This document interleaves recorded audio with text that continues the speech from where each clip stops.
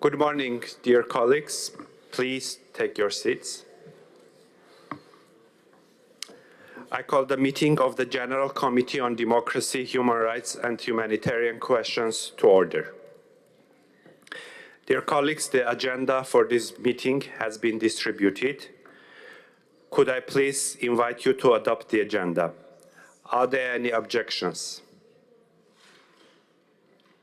I see no objections. The agenda is adopted.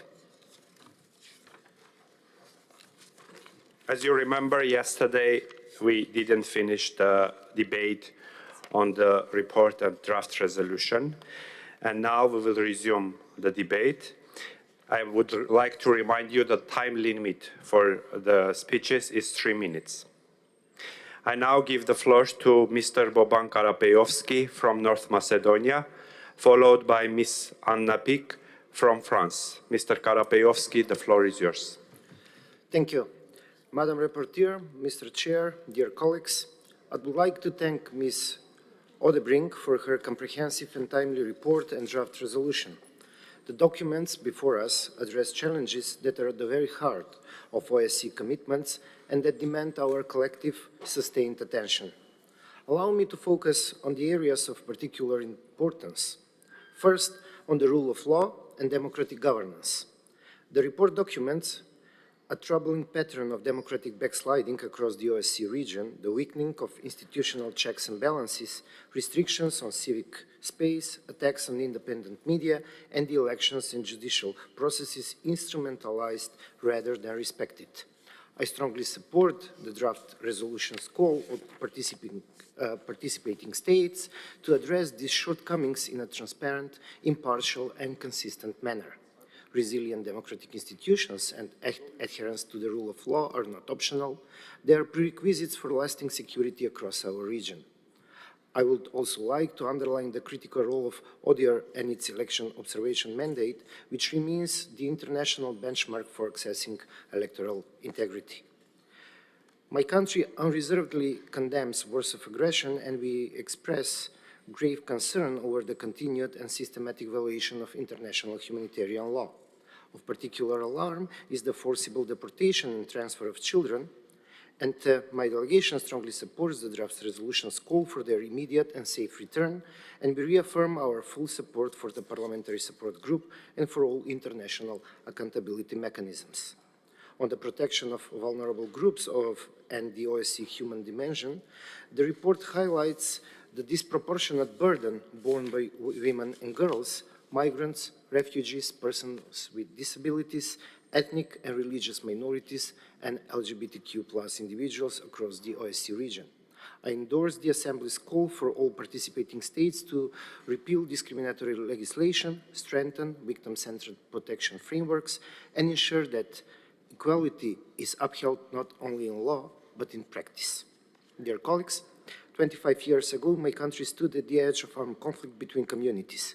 The 2001 Ohrid Framework Agreement, brokered with the direct engagement of the OSCE alongside the EU and NATO, pulled the country back from that edge. It rebalanced representation in public institutions, decentralized power, and gave more explicit constitutional weight to the rights of communities. A quarter century without a return to interethnic violence is not a small thing in this region, and the OSCE mission to Skopje, the organization's longest continuously serving field operation, has been a steady partner throughout the process. My country stands firmly committed to the principles of the Helsinki Final Act, to comprehensive security in all three of its dimensions, and to OSCE's unique and irreplaceable role as a platform for dialogue and cooperation. Thank you. Thank you. I now give the floor to Ms. Anna Pic from France, followed by Ms. Edith Sasinagi from Hungary. Ms. Pic, the floor is yours. Merci, Monsieur le Président. Madame la rapporteure, Vous l'avez signalé dans la présentation de votre rapport et vous en remercie, nous ne pouvons pas faire comme si l'instabilité et la conflictualité au Proche et Moyen-Orient ne concernaient pas très directement les États membres de l'OSCE. À cet effet, nous nous devons de renouveler notre soutien à toutes les initiatives et à toutes celles et ceux qui ont tenté et qui tentent de faire valoir des sociétés démocratiques et inclusives dans des espaces qui ont subi des systèmes autoritaires et violents. Je voudrais ici rappeler la nécessité de la poursuite du processus de paix initié en Turquie depuis l'appel au désarmement du PKK par Öcalan, mais aussi porter dans cette Assemblée notre inquiétude quant aux nombreuses arrestations d'élus municipaux depuis celle du maire d'Istanbul, Ekrem İmamoğlu, il y a plus d'1 an maintenant. La Syrie voisine a engagé à son tour un processus de paix et de réconciliation après presque 15 ans de guerre civile. Si les Kurdes du Rojava, qui gouvernaient le nord-est syrien depuis de nombreuses années, ont accepté le chemin de l'intégration à la Syrie, processus dans lequel la France et les États-Unis ont eu un rôle important de facilitation du dialogue, ils ont dû faire face au début de l'année à une résurgence d'exactions de la part des milices et des forces syriennes. Ces opérations militaires ont eu lieu grâce à la participation, à l'aide et à l'approbation d'acteurs extérieurs, dont la Turquie. Les autorités syriennes ont ainsi lancé une offensive sur Alep et ses environs le 6 janvier 2026, faisant de nombreuses victimes et provoquant le déplacement de 148 000 civils.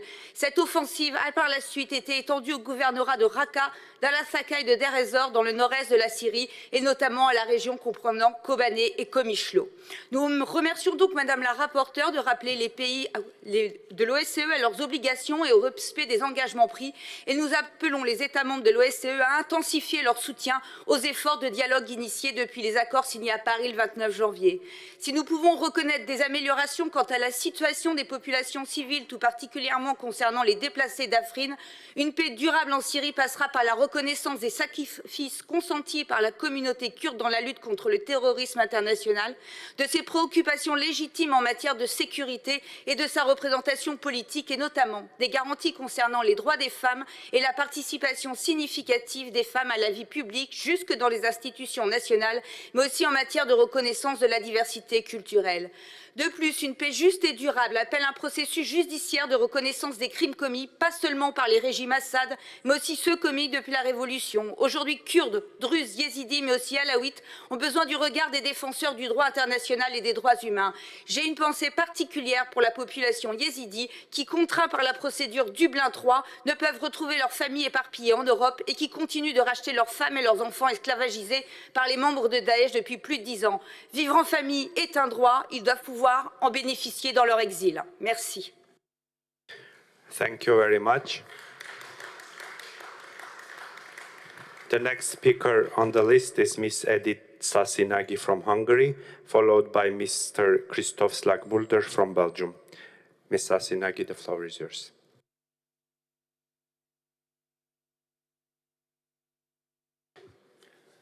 She is not here at this day. She already left. Thank you very much. Then I'll give the floor to Mr. Christoph Slagbulder, followed by Mr. Mpanzu Bamenga from the Netherlands. Mr. Slagbulder, the floor is yours. Thank you, Mr. Chair. International law is the foundation of security and cooperation between states. When that law is violated, the international community must respond clearly and decisively. That is why I firmly condemn Russia's aggression against Ukraine, the deportation of Ukrainian children, attacks on civilians and war crimes also deserve the strongest possible condemnation. I also support the fight against human trafficking, the protection of journalists and the release of political prisoners. However, I cannot fully support this resolution. Alongside important principles, it also contains a clear ideological agenda. The European approach to migration is presented in an almost entirely uncritical manner, with the emphasis placed almost exclusively on expanding the rights of migrants, while insufficient attention is given to protecting the external borders, combating illegal migration, and ensuring an effective return policy. The most humane and most effective approach is to provide protection in the region of origin, close to people's home countries. This allows more people to receive assistance without dangerous journeys or false promises.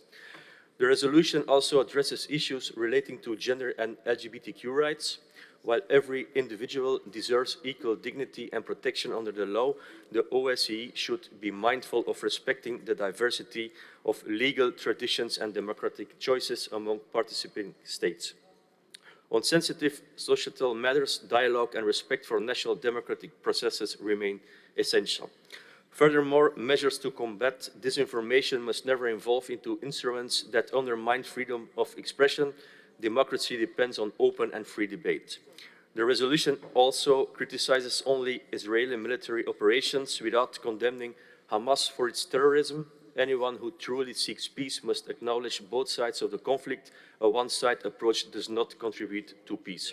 We must continue to defend international law, but we must equally uphold national sovereignty, democratic decision-making, and a balanced approach to migration and fundamental freedoms. For these reasons, I cannot support this resolution. Thank you. The next speaker is Mr. Mbanzu Bamenga from the Netherlands, followed by Mr. Zvonimir Troskot from Croatia. Mr. Bamenga, the floor is yours. Yes, good morning, my fellow Parliament members, Excellencies. We are now living in a time where human rights and international development are being attacked. It is up to us to uphold it. And I would like to stress out the importance to do so. When I was 8 years old, I arrived here in the Netherlands as a refugee.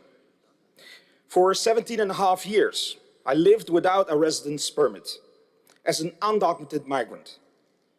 I know how it feels when your future is uncertain and your dignity depends on whether the rule of law protects you. When I became 21 years old, I started studying human rights law. I filed my first lawsuit and gained a residence permit for myself, but also for my whole family.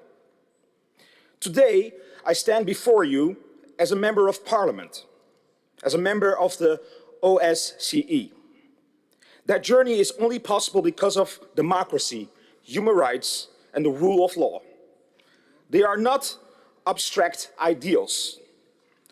They change lives. They gave me the opportunity not only to rebuild my own future, but also to help shape the future of my country. That is why the human dimension of the OSCE matters so deeply. Human rights are not an optional extra, nor a luxury to be set aside in difficult times. They are the foundation of peaceful, resilient, and democratic societies. When we protect the dignity and the rights of every individual, we strengthen trust in our institutions. We strengthen our democracies, and ultimately we strengthen our security. Because lasting security begins with human dignity. Thank you.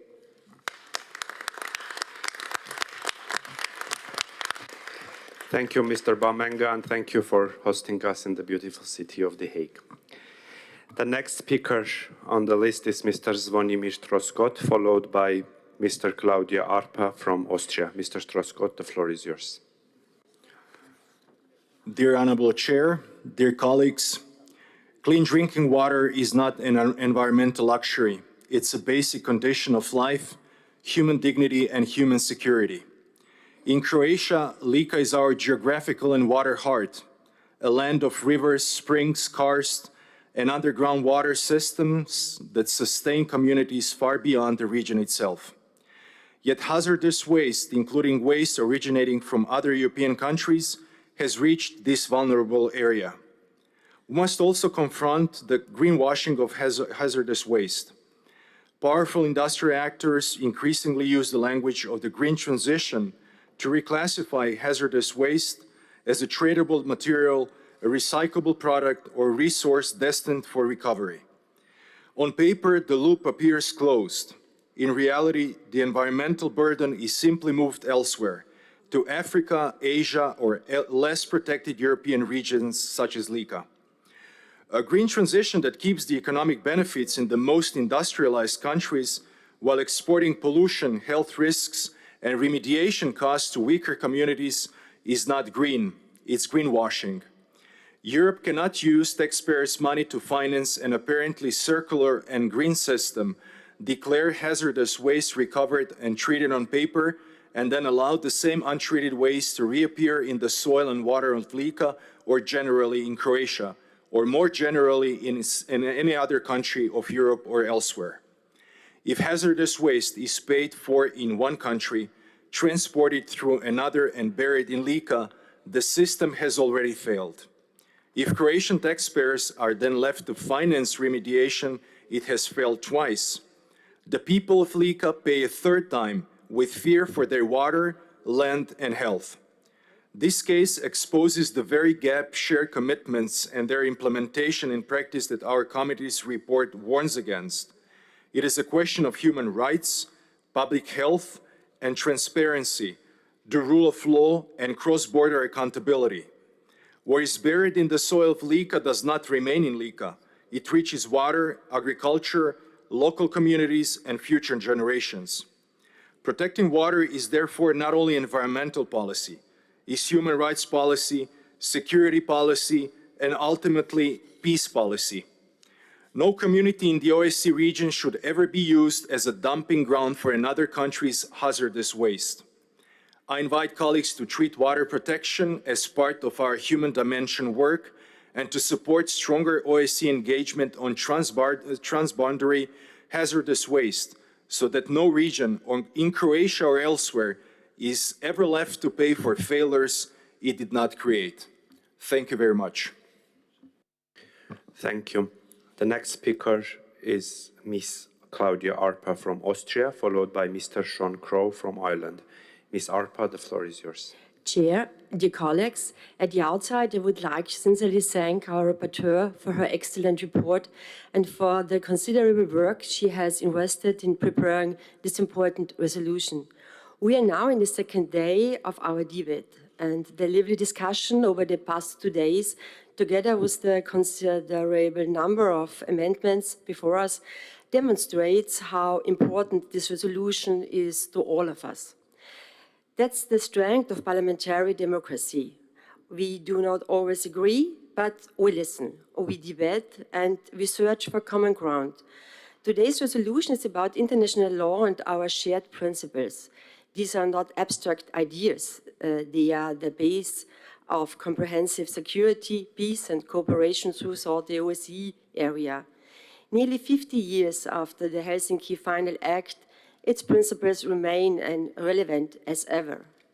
They continue to guide our common responsibility for peace, security, and respect for human dignity. The OSCE has always been more than a forum for dialogue. It's a community built and shared of commitments. These commitments are more than political aspirations. They are the base of trust among participant states. They make dialogue possible even in times of profound disagreements. For my country, Austria, dialogue and respect for international law remain the only sustainable path to lasting peace and security. Today, these commitments are under increasing pressure. As the report highlights, democratic backsliding, the erosion of the rule of law, and restriction of fundamental freedoms continue the challenge of OSCE area. The latest democratic governance cannot be taken for granted. Our shared principles, therefore, require our constant commitment. As parliamentarians, we have a particular responsibility. Our task is not only to adopt resolution, it's also to strengthen trust in international law, democratic institutions, and our shared commitments. One issue in this resolution illustrates this particularly powerful way: the unlawful deportation and forcible transfer of Ukrainian children. Behind every figure is a child, a family, a future. Thousands of children have been unlawfully deported from Ukraine. Many have been separated from their families and exposed to attempt to erase their language, culture, and identity. Their safe return is not only a humanitarian imperative, it's a legal obligation under international humanitarian law and the United Nations Convention on the Right of the Child. Their return requires sustained international cooperation and accountability. Dear colleagues, we may take different views and individual paragraphs. This is normal, but we should never lose sight what unites us. Thank you. The next speaker is Mr. Sean Crowe from Ireland, followed by Baroness Christine Blower from the United Kingdom. Mr. Crowe, the floor is yours. Thanks very much. Good morning, delegates. Can I begin by and join our rapporteur for this morning, Karina Oderbrank, in expressing my disappointment on the voting down of by the Standing Committee of the draft resolution on upholding human rights and international law in Palestine. I think it sends the wrong message, particularly to those who are responsible for the ongoing genocide. The humanitarian catastrophe, dare I say, in Gaza, demands, and dare I say, cries out for more than expressions of concern. Every day that passes without meaningful action brings further loss of civilian life, deeper suffering, and a greater instability. The international community cannot allow political division to become an excuse for inaction. The OSCE was established on the understanding that lasting security depends on the respect for human rights, international law, and the protection of civilians. Those principles must guide us in our response today. While the OSCE is not a military alliance and does not determine events on the ground in Gaza, it can exercise political leadership. Participating states should speak with one voice in calling for full humanitarian access and the protection of civilians in accordance with international humanitarian law. The OSCE should also strengthen cooperation in documenting violations of international law, supporting independent accountability mechanisms, and defending the independence of the international courts and institutions. Justice cannot be selective. It must apply equally to all. Participating states should work together to protect humanitarian organisations, support medical services, combat hate crime and intolerance in all its forms, including anti-Semitism and anti-Islamic hatred. Dialogue can be difficult, but history shows us that sustainable peace is never achieved through the destruction of communities or the denial of people's rights and dignity. It is built through accountability, respect for international law, and a genuine commitment to a just and lasting political solution. Our responsibility as parliamentarians is not simply to express outrage after lives have been lost. It is to use every diplomatic, political and legal tool available to prevent further suffering. If the OSCE is to remain true to its founding principle, it must stand firmly for peace and justice. And can I quote from our rapporteur's report? Ultimately, as parliamentarians, representing nearly 1 billion people across the OSCE region, we carry a shared responsibility not only to reaffirm our commitments, but to act on them.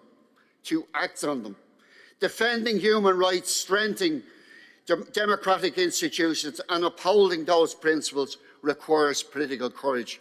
But the decision by the Standing Committee didn't require courage. You gave in to those pressures from outside. Shame on you, shame on you. And to conclude today's debate, I now give the floor to my dear colleague, Vice Chair of the Third Committee, Baroness Christine Blower from the United Kingdom. Christine, the floor is yours. Thank you. Colleagues, I salute and thank the Chair for his work. And of course, I salute and thank our rapporteur, from whose report I now quote. We must sustain and intensify our efforts to address the erosion of democratic norms and fundamental freedoms, because without upholding human rights, protecting fundamental freedoms, and strengthening democratic institutions, other dimensions of security cannot achieve lasting impact. Colleagues, if the OSCE had not been created 50 years ago, it would be all but impossible to create it in our current geopolitical circumstances. The OSCPA is therefore precious, and this committee, the central organ for promoting and sustaining democracy, as well as human rights and humanitarian questions, is precious too. Dialogue, diplomacy, hard work, and vigilance are the basis on which we can hope to prevent and deter, and at the very least slow down democratic backsliding.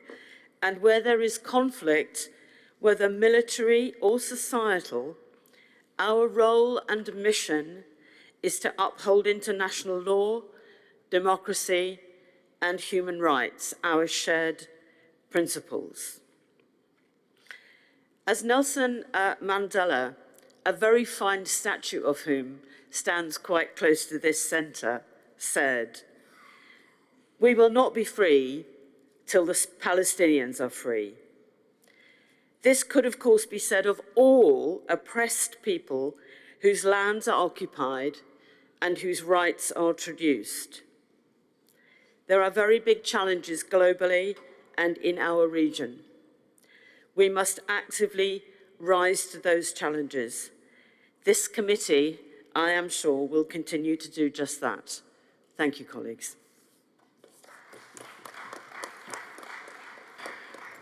Dear colleagues, please have your voting cards ready. We will now move to consider the amendments submitted to the draft resolution.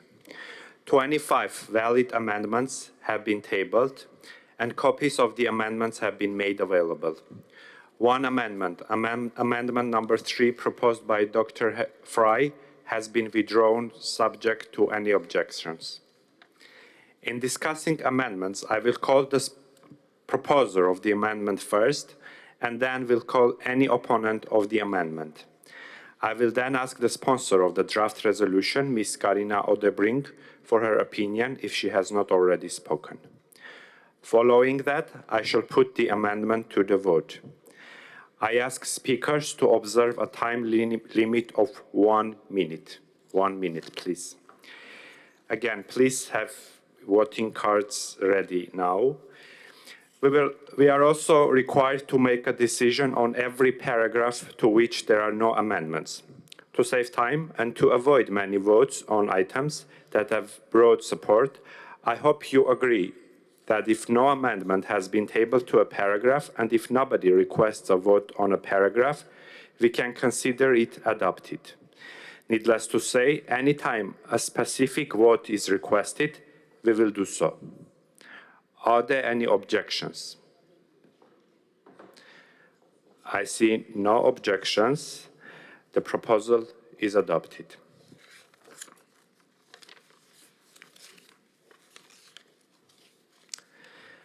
We will now take paragraphs 1 and 2 together, which do not have any amendments proposed on them.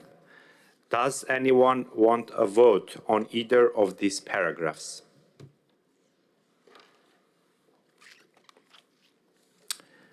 I see no one.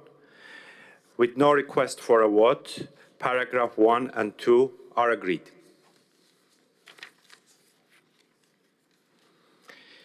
We now move to Amendment 1. I call Mr. Truskolaski from Poland to propose Amendment 1, which inserts a new paragraph after paragraph 2.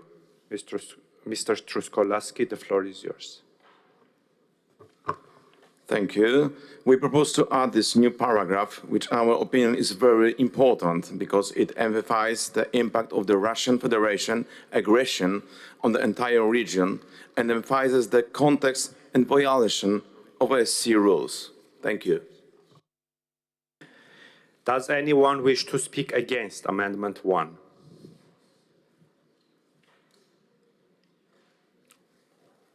I see no one. Then I shall put now Amendment 1 to vote. Will all those in favor of the amendment please raise their voting cards?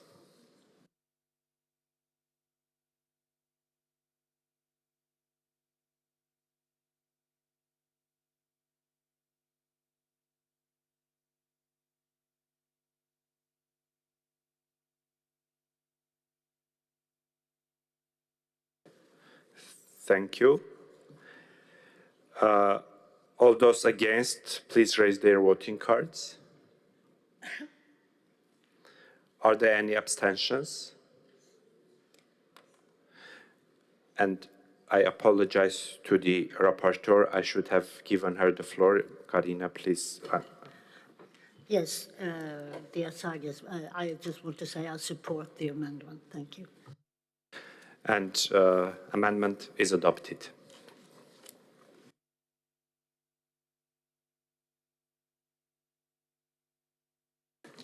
We will now take paragraphs 3 to 10 together, which do not have any amendments proposed on them. Does anyone want a separate vote of any of these paragraphs? No. With no request for a vote, paragraphs 3 to 10 are agreed. Now I call on Mr. Yurishin from Ukraine to propose Amendment 2, which inserts a new paragraph after paragraph 10. Thanks, dear Chair. My amendments with colleagues from Czech Republic, Switzerland and our country propose to stress additional stress to fighting with militarization and indoctrination of children who now on occupied territory, Ukrainian children who really under control of Russia terrorists. And let me say that tonight, we have additional new attack on Kiev and our civilian cities in Ukraine. Not less than 30 our citizens killed. Due to that, we do thanks, Madam Reporter, for this resolution and hope that our amendment will be adopted. Thanks. Does anyone wish to speak against the amendment? No. What is the rapporteur's opinion of the amendment? Thank you, Chair. I support the amendment. Thank you. Thank you. I shall now put Amendment 2 to vote. Will all those in favor of the amendment please raise their voting cards?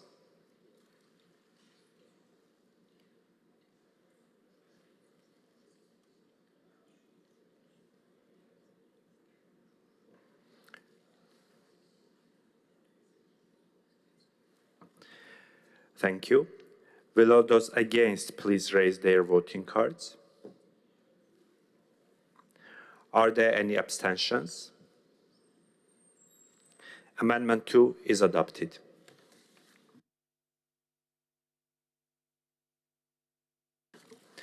We'll now take paragraph 11, which does not have any amendments proposed on it. Does anyone want a vote on this paragraph? No. Then paragraph 11 is agreed.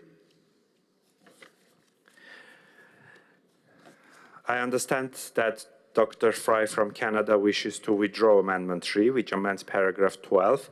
Are there any objections? If no, then Amendment 3 is withdrawn.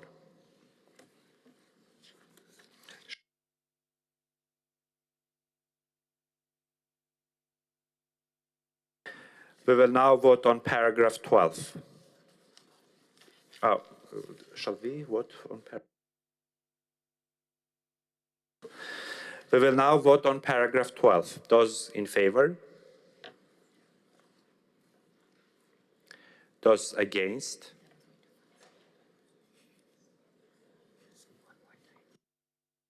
Can we repeat this?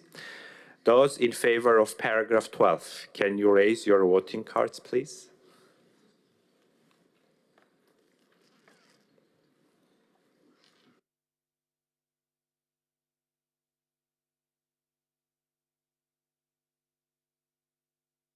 Thank you. Those against? Against on paragraph 12. Any abstentions?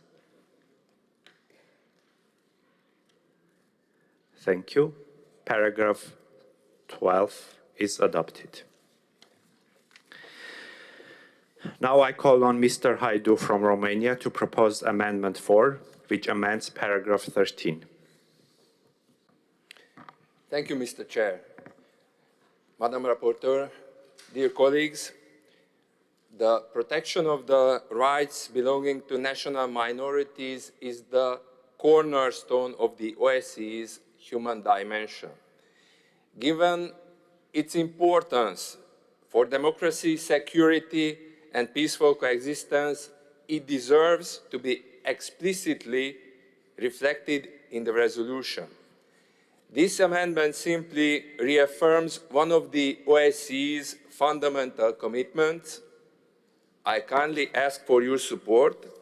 And dear colleagues, I think that the amendment therefore aims to reinforce the reflection of the OSCE's acquis and existing institutional mandates in the text of the resolution, including in the context of ongoing reforms and reconstruction processes across the OSCE area.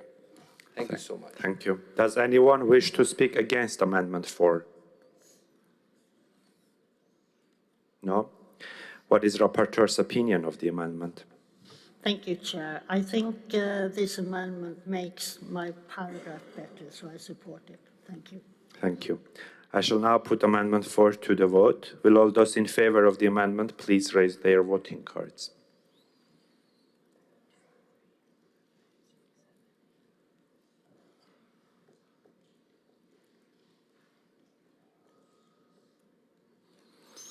Thank you. Will those against please raise their voting cards? Any abstentions?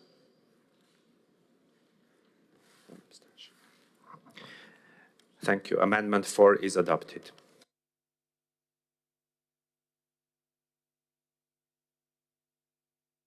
We will now vote on paragraph 13 as amended. Those in favor to adopt Amendment 13 as amended?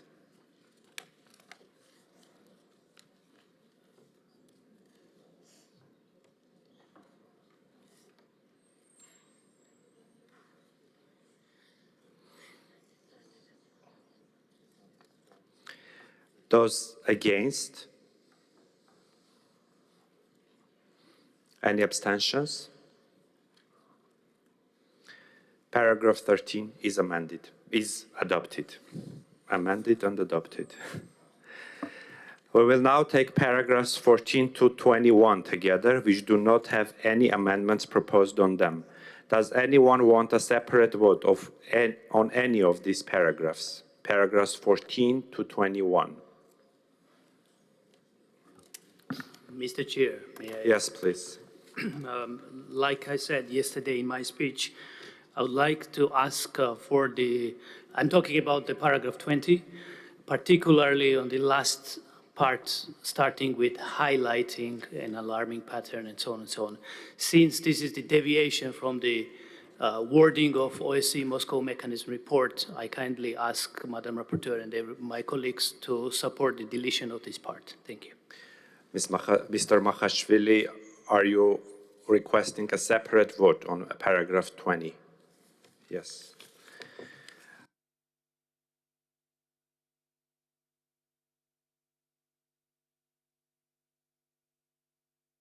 So in that case, we will now take paragraphs 14 to 19 together, which do not have any amendments. So if there is no request to vote from paragraph 14 to 19, then we will, so the paragraphs 14 to 19 are agreed.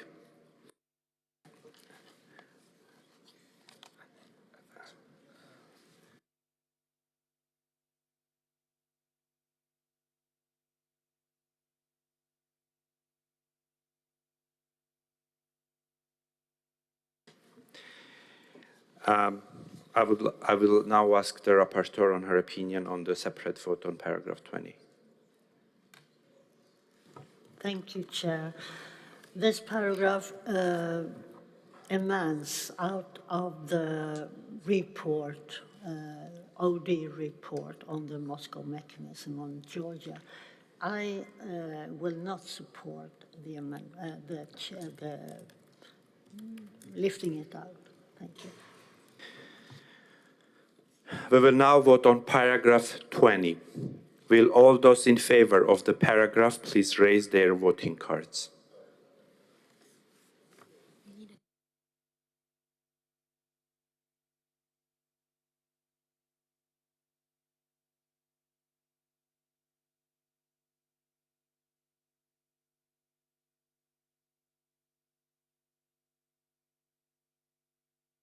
Thank you. Will those against the paragraph 20 please raise voting cards? Thank you. Any abstentions? Then paragraph 20 is agreed.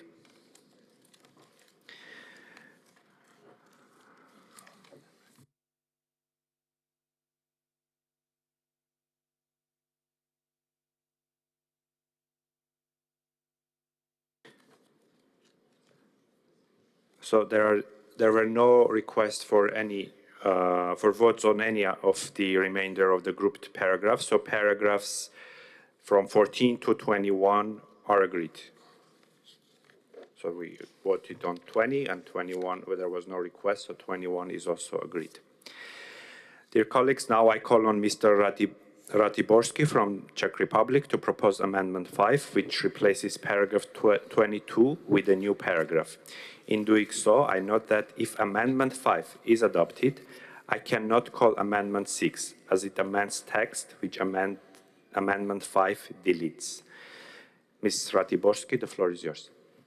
Honorable Chair, dear colleagues, the proposed new paragraph seeks to ensure a more balanced and comprehensive reflection of the ongoing situation in the Middle East.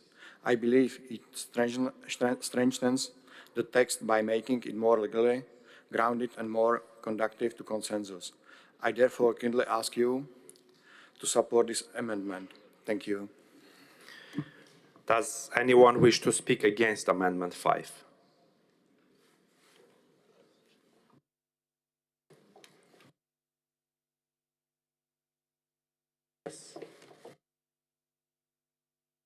Spain. Yeah. Please, Spain.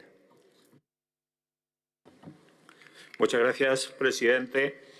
Intervengo para manifestar mi total apoyo al texto propuesto por la reporter en la propuesta de resolución al párrafo 22 y en contra de la enmienda que se propone, que no creemos realmente que busque equilibrio ni consenso, sino invisibilizar la realidad de un problema que tiene nombre y apellidos.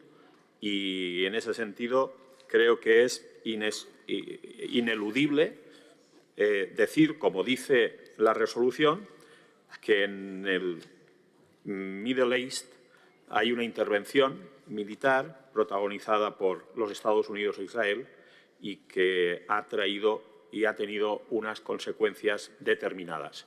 Lejos de buscar el equilibrio o el consenso, repito, la enmienda lo que pretende es diluir e invisibilizar la realidad de este conflicto y, por lo tanto, estamos en contra de esta enmienda.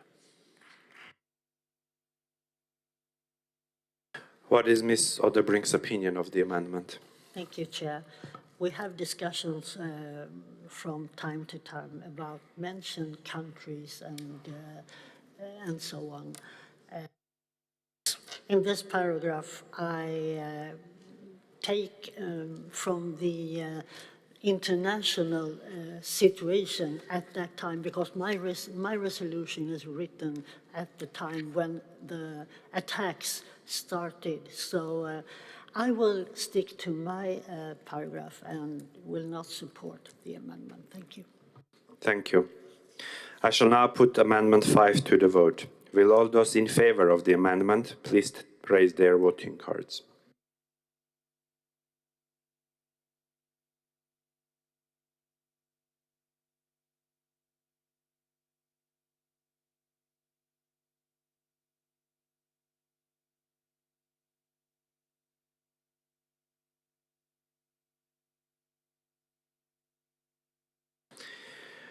Will all those against please raise their voting cards?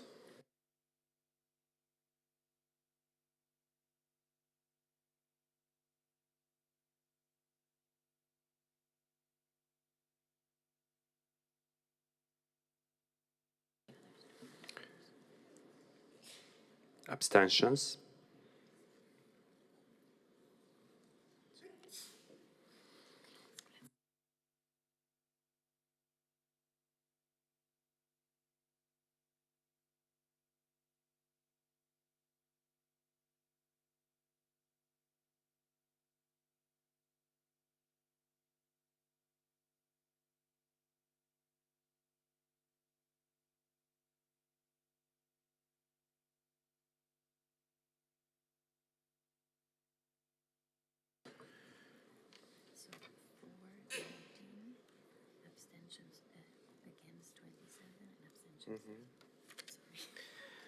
We have 19 in favor, 27 against, and 3 abstention. The amendment is defeated.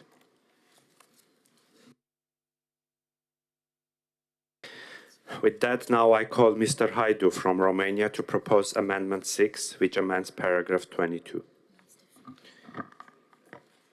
Mr. Chair, Madam Rapporteur, regarding this amendment, I would simply argue, dear colleagues, that the deletion of specific attribution regarding military operation is meant to ensure that the text maintains a balanced, objective, and constructive approach to the security dynamics in the Middle East.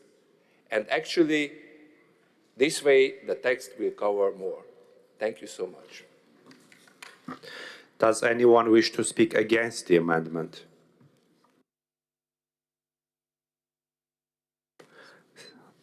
The member of Spanish delegation, please.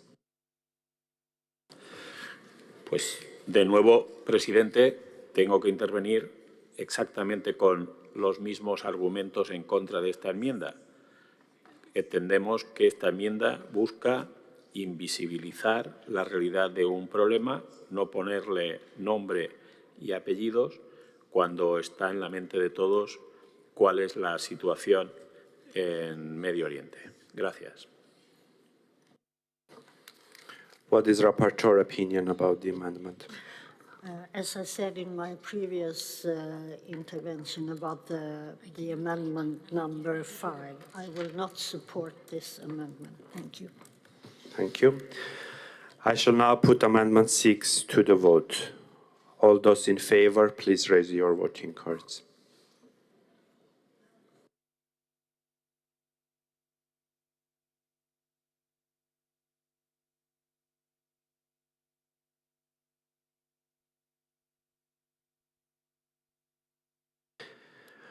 All those against the amendment, please raise your voting cards.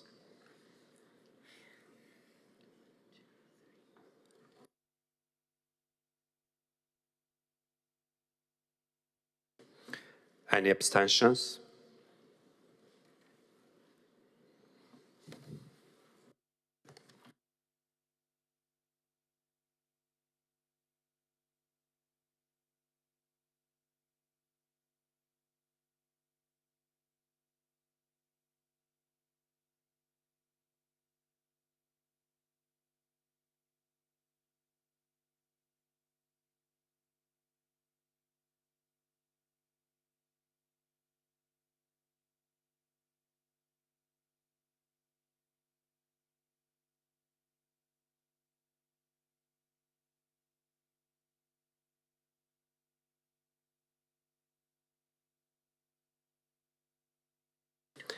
Dear colleagues, we have a draw, so we need to vote again. Please hold or raise your voting cards and keep it a bit long so we will be able to count all the votes.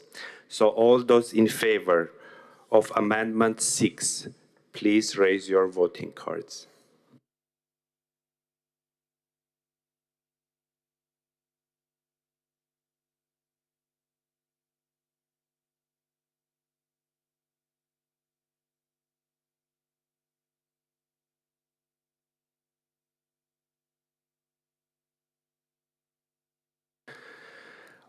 Thank you. All those against the amendment, please raise your voting cards.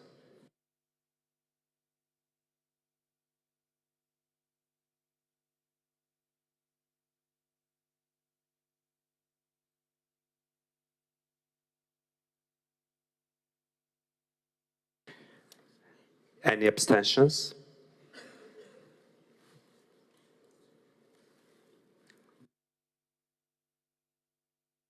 Thank you.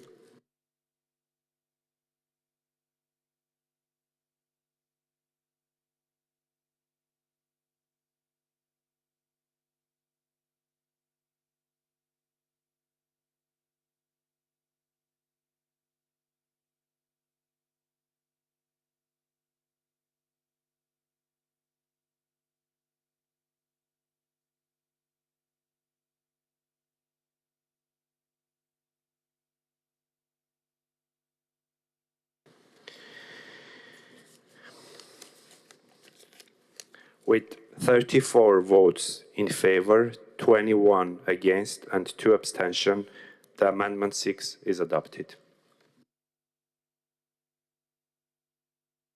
Disgraceful. I'm offended. That is disgraceful. Iran's been at war against America and Western civilization for 47 years. And we're not at war against Lebanon. We're liberating Lebanon. And it's disgraceful that there would be any indication of the Iranian regime, which proclaims death to America. That means death to Europe, too. And the ICBMs were not just built to hit America. They can hit all of Europe. Thank you, Mr. Wilson. Thank you, Mr. Wilson. I would like to remind that amendment is adopted. We will now vote on paragraph 22 as amended. Those in favor? We are voting on the paragraph as amended. Please, those in favor, raise your voting cards.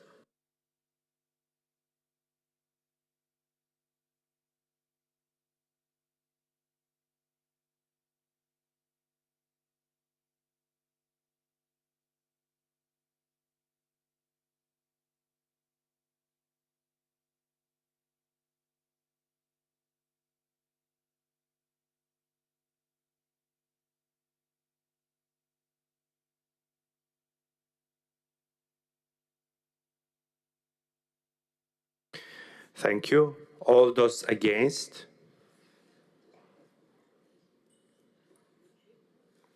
Please, all those against paragraph 22, raise your voting cards.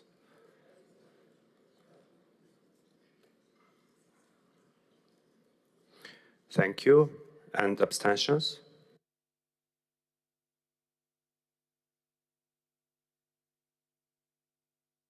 Yeah, thank you.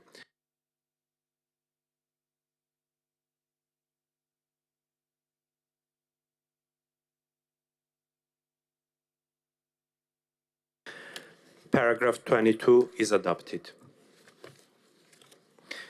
We will now take paragraph 23, which does not have any amendments proposed on it. Does anyone want to vote on this paragraph, paragraph 23? No. With no request for a vote, paragraph 23 is agreed. I now call Mr. Baybatur from Turkey to propose Amendment 7, which inserts a new paragraph after paragraph 23. Mr. Baybatur, the floor is yours. Sayın Başkan, değerli meslektaşlarım, Agit bölgesinde ırkçılık, yabancı düşmanlığı, Müslüman karşıtı nefret, İslamfobya ve diğer hoşgörüsüzlük biçimlerinin artması karşısında sessiz kalınmaması büyük önem taşımaktadır. İbadethanelere yönelik saldırılar ve kutsal kitaplara yönelik saygısızlık eylemleri toplumsal barışı ve birlikte yaşama kültürünü zedelemektedir. Bu nedenle metne böyle bir vurgu eklenmesi, ayrımcılığa, düşmanlığa ve şiddete, tahrikle mücadeleyi güçlendirirken inanç ve ifade özgürlüğünün Agit taahhütleri çerçevesinde korunmasına katkı sağlayacaktır. Ayrıca şunu da söylemek istiyorum, bir cevap hakkı oluştu. Fransız milletvekili tarafından iddialarda bulunuldu. Onu da kısaca şunu söyleyeceğim.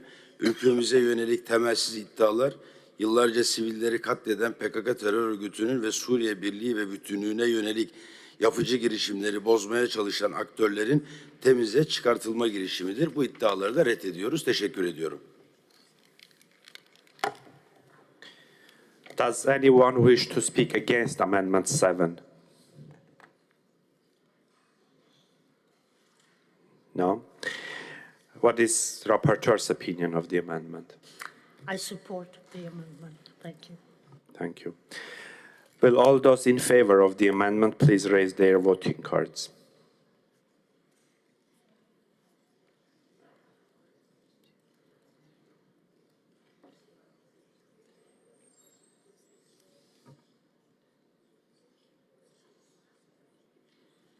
Thank you.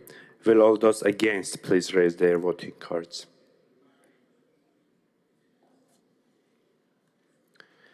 Thank you. Are there any abstentions?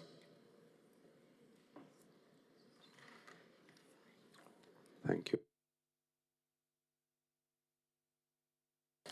The amendment is adopted.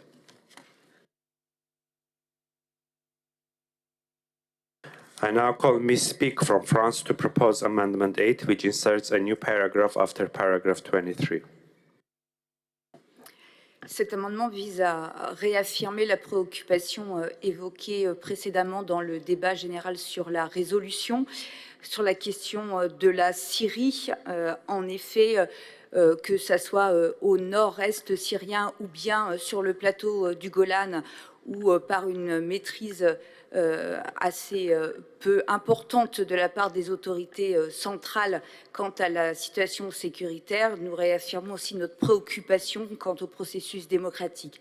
Pour répondre aux parlementaires turcs, j'ai signalé un processus de paix qui, me semble-t-il, était de l'initiative à la fois du président et d'Öcalan, et donc en l'occurrence sur la question des Kurdes de Turquie, je n'ai en aucun cas accusé la Turquie de quoi que ce soit. Does anyone wish to speak against the amendment? No? What is Ms. Oderbrink's opinion of the amendment? Thank you, Chair, and thank Ms. Pick for your amendment. This has not been in my focus when I have written my resolution. So I will leave the decision to the committee, please. I shall now put Amendment 8 to vote. Will all those in favor of the amendment please raise their voting cards?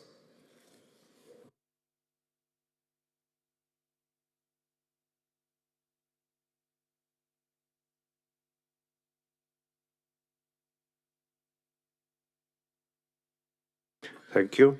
All those against, please raise their voting cards.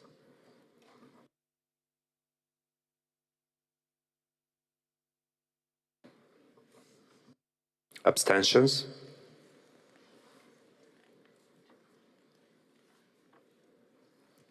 Thank you.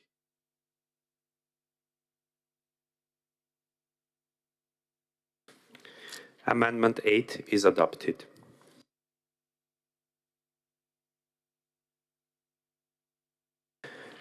I now call Mr. Krajci from Slovakia to propose Amendment 9, which inserts a new paragraph after paragraph 23.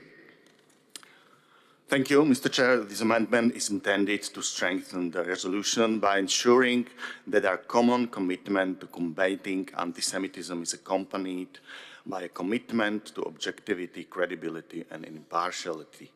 Reliable and rigorously fact-checked reporting is essential for developing effective policies and maintaining the confidence of participating states. By emphasizing objective, comprehensive, and politically neutral reporting, this amendment does not alter the purpose of the resolution. On the contrary, it reforms it by helping to ensure that efforts to combat anti-Semitism in the time of the rising anti-Semitism across the OSCE area are based on accurate information and are applied consistently without double standards. I therefore respectfully invite colleagues to support this constructive amendment. Thank you. Does anyone wish to speak against Amendment 9? Spain, please.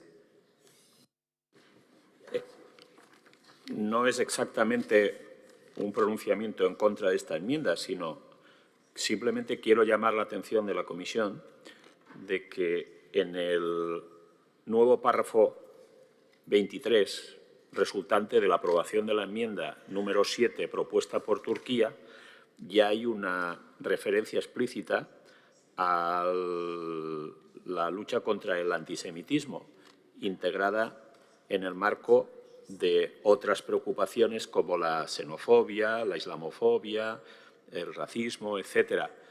Me da la impresión de que esta nueva propuesta es reiterativa de lo ya adoptado con anterioridad y no tendría tanto sentido, dado que se ha aprobado ese nuevo apartado, ese nuevo párrafo a resultas de la enmienda número 7 propuesta por Turquía.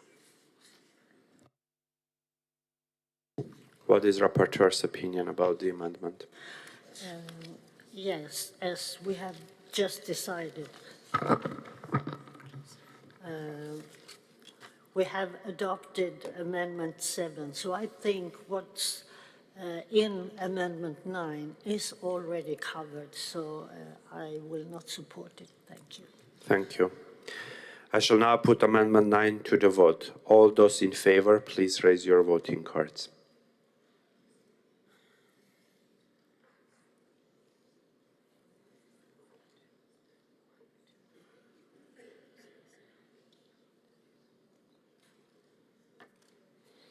Thank you. All those against, please raise your voting cards.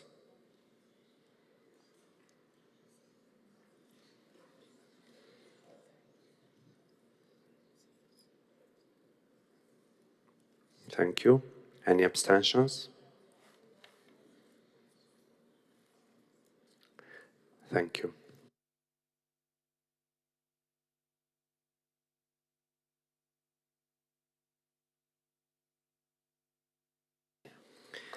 Amendment 9 is adopted.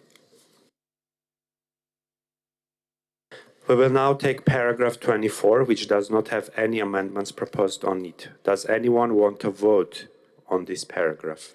Paragraph 24. With no request for a vote, paragraph 24 is agreed.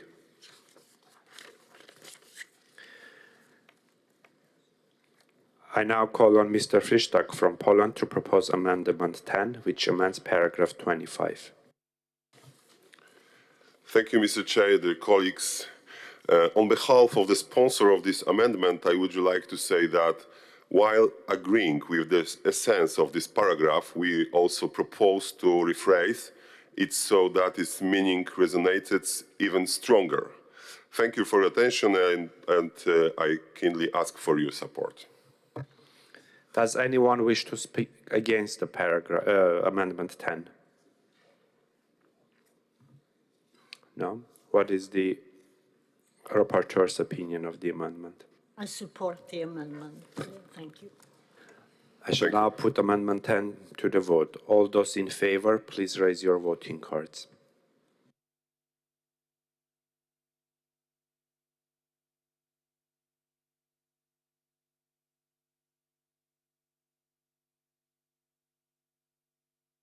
Thank you. All those against to the amendment, please raise your voting cards. Any abstention? Amendment 10 is adopted. I call Mr. Dvorak from Czech Republic to propose Amendment 11, which amends paragraph 25. Good morning, ladies and gentlemen, Honorable Chair, dear colleagues. This amendment proposes adding a reference to the recommendations contained in the 2020 and 2023 OSCE Moscow Mechanism reports on Belarus. Those reports identified serious and persistent concerns and set out concrete recommendations addressed to the Belarusian authorities.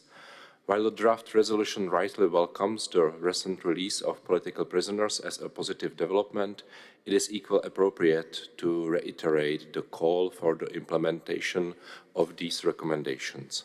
Moreover, the OSCE Moscow mechanism is already explicitly referenced in the paragraph on Georgia, including a corresponding reference in the context of Belarus, therefore ensures consistency throughout the resolution. I therefore kindly ask for your support for this amendment. Thank you.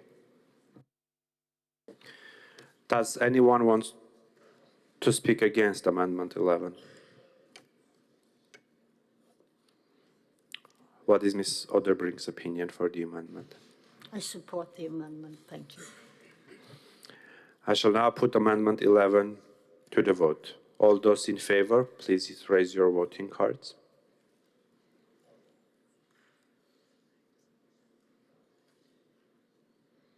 Thank you. All those against, please raise your voting cards. Any abstentions? Amendment 11 is adopted.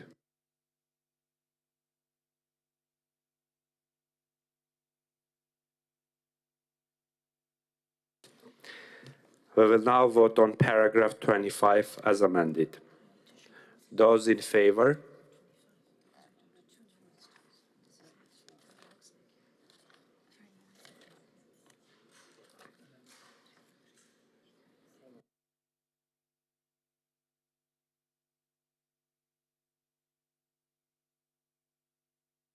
Those against?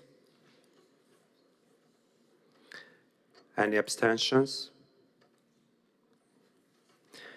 Paragraph 25 is adopted. I now call Mr. Truskolaski from Poland to propose Amendment 12, which inserts a new paragraph after paragraph 25. Pavel Schliss, on behalf of the sponsor of this amendment, I would like to say that we believe the amendment is very important because this is a new paragraph points the serious human rights violation in the Russian Federation. Thank you very much. Does anyone want to speak against Amendment 12? No? What is Ms. Odebrink's opinion of the amendment? I support the amendment. I shall now put Amendment 12 to the vote. All those in favor, please raise your voting cards.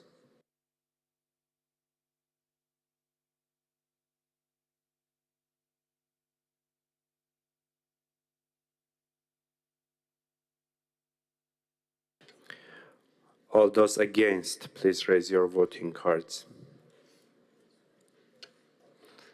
Any abstentions? Amendment 12 is adopted.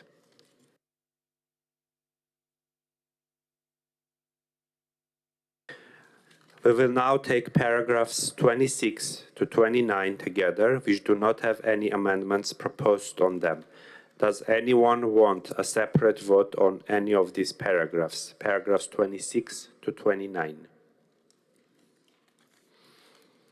With no request for a separate vote, paragraph 26 to 29 are agreed. I call on Ms. Kugler from Austria to propose Amendment 13, which amends paragraph 30. Mr. Chair, as our colleague Gudrun Kugler is engaged in other activity elsewhere, as co-sponsor of this amendment, I will uphold the text. Dear colleagues, we wanted to add this because human trafficking is not limited to sexual exploitation and forced labor. Increasingly, victims are forced by criminal networks to commit crimes themselves, including online scams, fraud, and other forms of digital criminal activity. These victims are often controlled through threats, violence, debt, confiscated documents, or psychological pressure. It is important that our resolution names this reality clearly. Otherwise, victims of forced criminality risk being treated only as offenders rather than being recognized as victims of trafficking who need protection and assistance. In conclusion, by including forced scamming, we make the resolution more precise, more up-to-date, and better aligned with the emerging forms of trafficking across the OSCE region. Thank you. I therefore ask for your support. Thank you so much. Does anyone wish to speak against the Amendment 13? What is Ms. Odebrink's opinion of the amendment? I support the amendment. Thank you. I shall now put Amendment 13 to the vote. Will all those in favor of the amendment please raise your voting cards?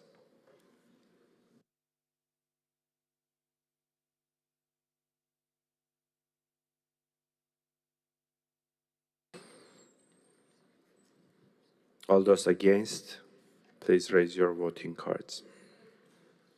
Any abstentions? Amendment 13 is adopted. We will now vote on paragraph 30 as amended. Those in favor, please raise your voting cards.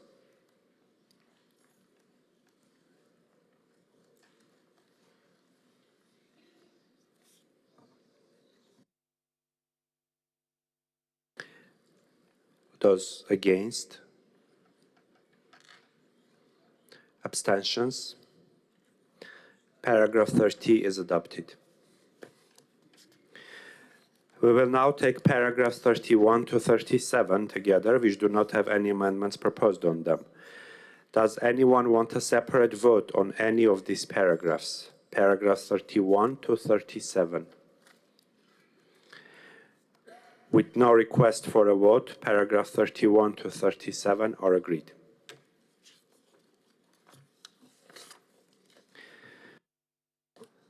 I call Ms. Kugler from Austria to propose Amendment 14, which inserts a new paragraph after paragraph 37. Mr. Chair, as co-sponsor of this amendment, I will uphold it in the name of Gudrun Kugler. Dear colleagues, we wanted to add this because as older voters become a larger share of the electorate, political incentives and public spending priorities may increasingly reflect the needs of older generation. By adding this paragraph, we underline that demographic change requires intergenerational fairness, stronger youth participation, and a political balance that protects the interests of both older and younger generation. We therefore ask for your support for this amendment. Thank you. Thank you. Does anyone wish to speak against Amendment 14? Delegate from Spain, please. Sí, muchas gracias, presidente. La verdad, quiero intervenir en contra porque o no entiendo el sentido de la enmienda o prefiero no entender el sentido de la enmienda. Porque si la entiendo correctamente, la señora Kruger está llamando a la alarma por el hecho de que vivimos en sociedades cada vez más envejecidas a las que le niega la misma legitimidad para adoptar decisiones democráticas, para participar en la representación que a las generaciones futuras. No entiendo esta referencia tan explícita al enfrentamiento intergeneracional, en lugar de buscar el consenso y el acuerdo intergeneracional. Me parece que negarle legitimidad a la parte, digamos, más envejecida de la población para adoptar decisiones en una sociedad democrática es una muy mala forma de segregar dentro de una sociedad. Y, en consecuencia, nosotros abogamos por el diálogo y el respeto intergeneracional y estaríamos en contra de la apertura de este conflicto intergeneracional que plantea esta enmienda. What is Ms. Otterbrink's opinion of the amendment? Thank you, Chair. As I read the amendment, I read it as the shift in reshaping democratic representation, or how our societies are developing with more older people. That can be a democratic challenge for all of us. And we also need, for democracy, for a vivid and strong democracy, we also need to all the time strive for make possibilities for younger people to engage in politics. So, as I read it, I can support the amendment. Thank you. I shall now put Amendment 14 to the vote. Will all those in favor of the amendment please raise your voting cards?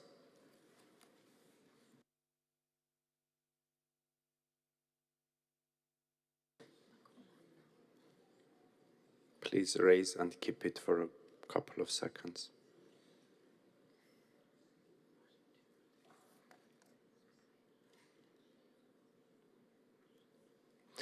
Thank you. All those against the amendment, please raise your voting cards.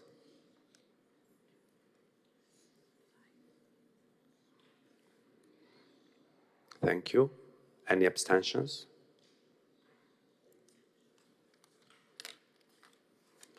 Thank you.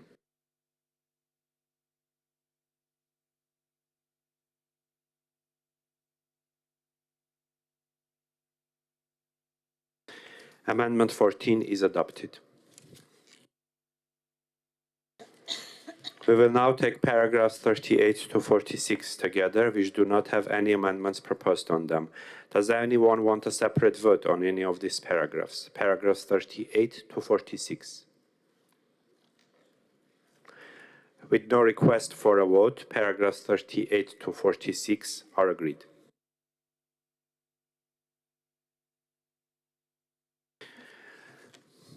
I call Mr. Whitehouse from the United States of America to propose Amendment 15, which inserts a new paragraph after paragraph 46. Thank you, Mr. Chairman. Dear colleagues, I thank the rapporteur for her emphasis on Ukraine throughout this resolution. It is essential that we not become habituated to Russia's crimes and destruction, including the tactical use of population manipulation by Russia to support its illegal invasion of a sovereign state, removing children, disrupting families, and inserting Russians into Ukrainian sovereign territory. We know that Russia has transferred thousands of Ukrainian children to territory that it currently controls, a clear marker of genocide according to the 1948 Genocide Convention. With this amendment, I wish to draw attention to a project of the Russian state which injures and marginalizes the Ukrainian people living in occupied territory. Russia is trying to change the demographic reality in occupied Ukraine by moving Russians into the area. This began in 2014 in Crimea, now in places like Mariupol, where tens of thousands of Ukrainians fled or were killed during the Russian siege and early days of occupation. Russians are now encouraged to replace these people, including by moving into the former homes and apartments of Ukrainian families, or new buildings constructed on the rubble of destroyed homes and lives.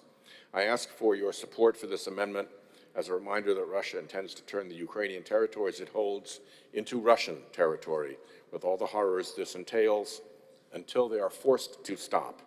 We must be a part of that force. Thank you.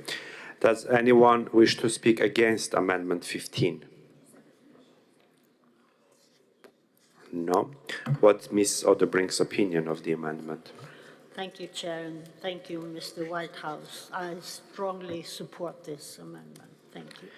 I shall now put Amendment 15 to the vote. Will all those in favor of the amendment please raise their voting cards?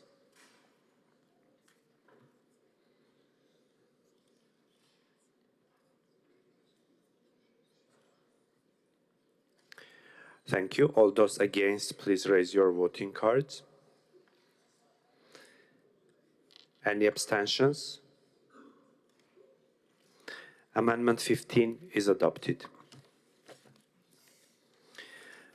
We will now take paragraph 47, which does not have any amendments proposed on it. Does anyone want a vote on this paragraph? Paragraph 47. With no request for a vote, paragraph 47 is agreed.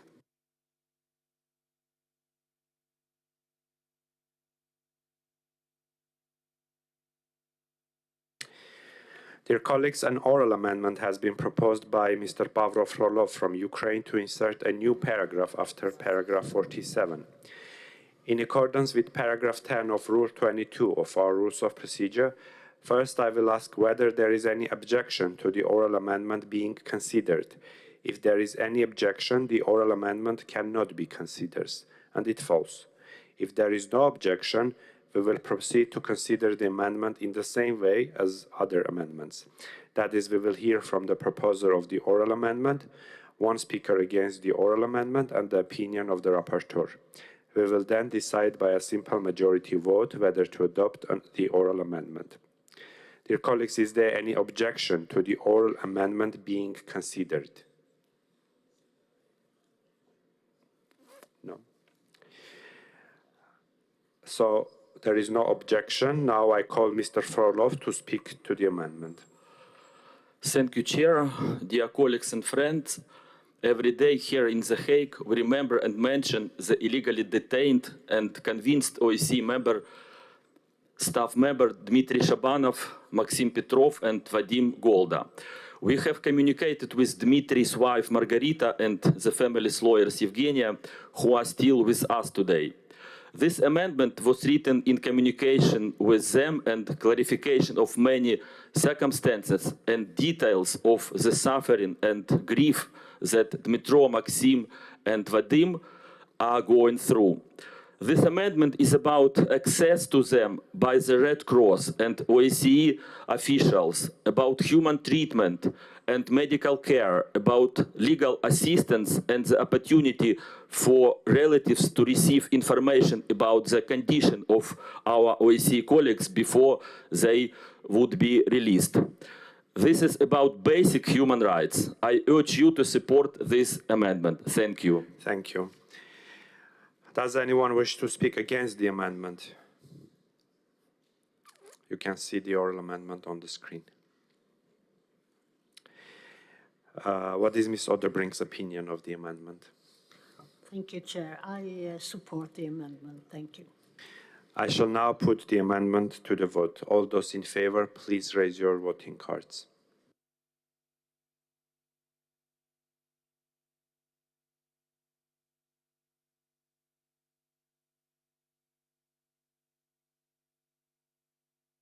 Thank you. All those against, please raise your voting cards. Any abstentions? Oral amendment is adopted.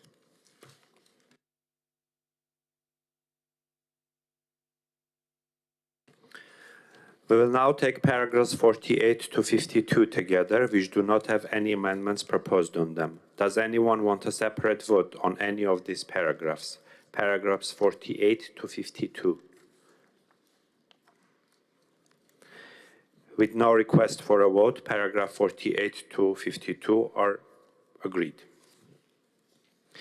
I call Mr. Fristak from Poland to propose Amendment 16, which amends paragraph 53.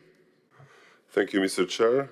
Dear colleagues, on behalf of the sponsor of this amendment, I would like to say that it is important because it is of factual nature. The EPA agreement is not synonymous with the establishment of the tribunal itself.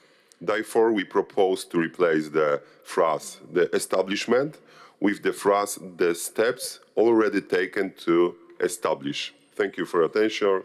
I kindly ask for your support. Does anyone wish to speak against Amendment 16?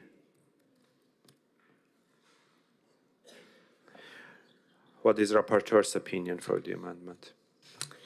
My opinion, thank you, Chair, is that judicially the special tribunal is established.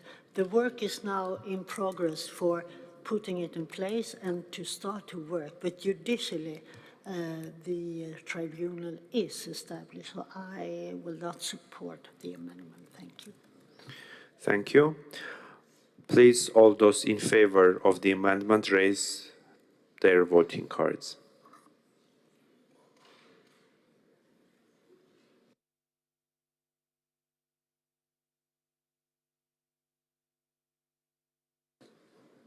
Thank you. All those against?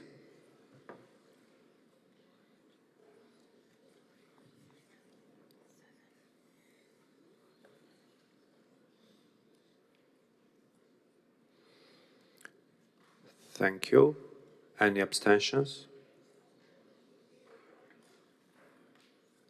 Thanks.